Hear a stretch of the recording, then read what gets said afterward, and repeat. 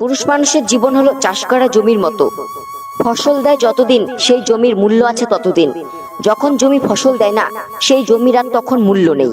পুরুষ মানুষের সুখ থাকে কপালে আর বাকি অর্ধেকটা থাকে পকেটে। যদি একজন পুরুষের টেনশন 100 জন নারীর মধ্যে ভাগ করে দেওয়া যেত তাহলে 99 জন নারী পাগল হয়ে যেত। এটা বাস্তব কথা। পৃথিবীতে সবচেয়ে ব্যবহৃত এবং অবহেলিত মানুষ হলো পুরুষ।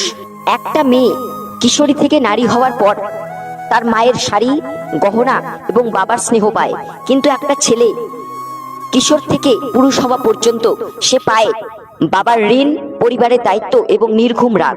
পুরুষ বিয়ের আগে বাঁচে মা বাবার স্বপ্ন পূরণের জন্য এবং বিয়ের পর বাঁচে বউ বাচ্চার স্বপ্ন পূরণের জন্য। পুরুষ মানুষ কখনো নিজের জন্য বাঁচে না, তবুও দিনের শেষে তাকে শুনতে হয় যে আমার জন্য কি করেছো। একজন পুরুষকে যদি পরিবারে সাপোর্ট করার মতন কেউ না থাকে তাহলে আপনি বুঝবেন যে এই পৃথিবীতে মাথা উঁচু করে বাঁচার সংগ্রামটা কত কঠিন।